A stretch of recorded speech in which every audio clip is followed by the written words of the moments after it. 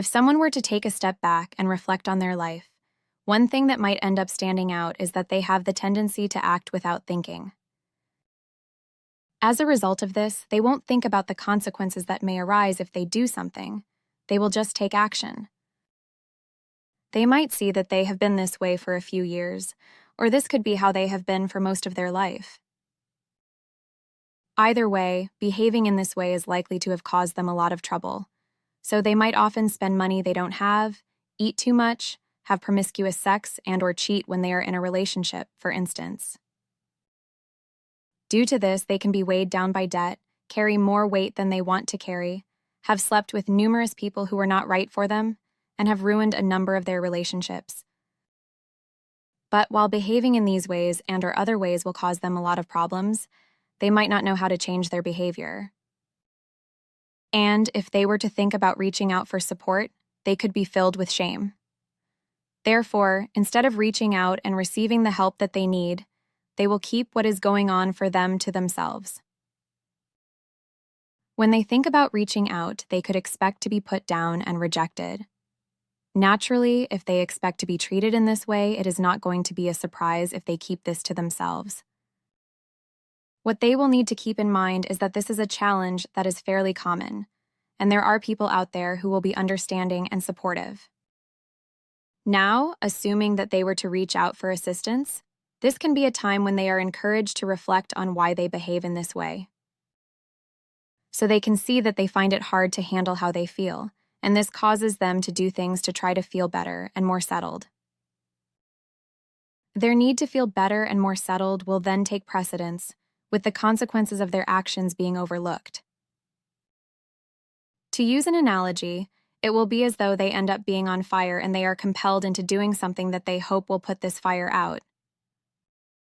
From this, it could be said that they are this way because their brain's ability to regulate their feelings is not very effective, and they are carrying unresolved trauma. Thus, if their brain was better at doing this and they were not loaded with inner baggage, it would be easier for them to think before they act, and their life would be radically different.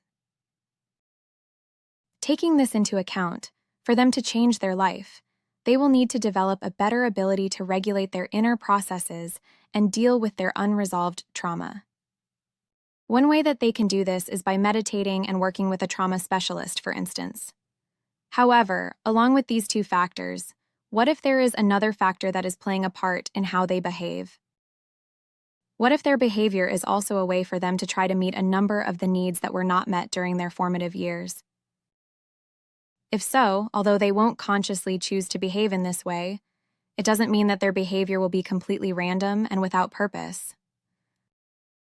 Deep down, irrespective of whether it relates to buying something or having sex with someone, for instance, this can be seen as a way for them to finally meet a number of these needs.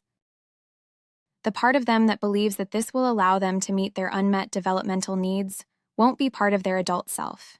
It will be part of their child self. This part of them won't have a sense of time and will be blind, which is why it doesn't know that this stage is over and other people are not their parent or parents.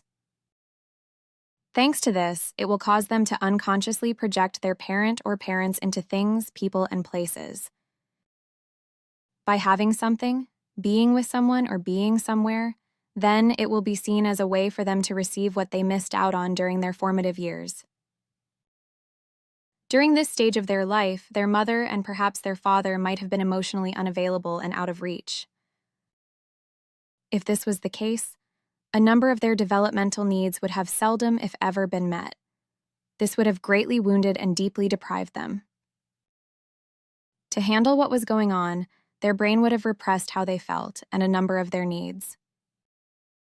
Still, although their parent or parents wouldn't have been able to provide them with what they needed, and they would have lost touch with a number of their developmental needs, they would have continued to live in the hope that this would change.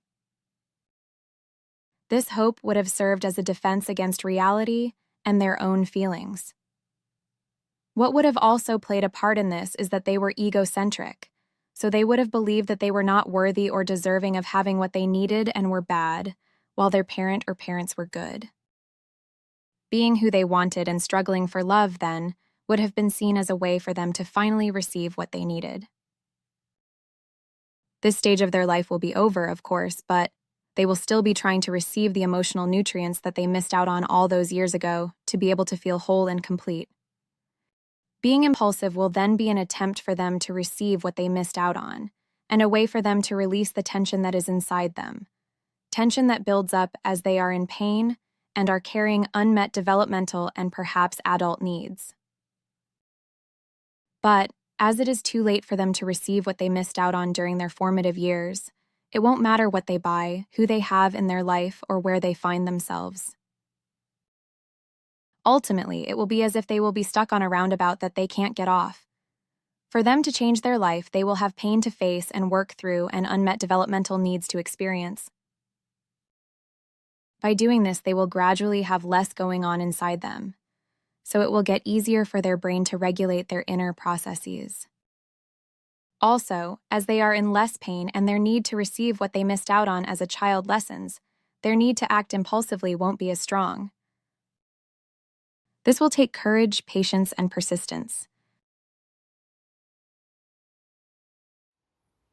If you would like to find out more about the services that I offer, please go to www.oliverjrcooper.co.uk or email me at info@oliverjrcooper.co.uk, and I'm looking forward to assisting you on your journey.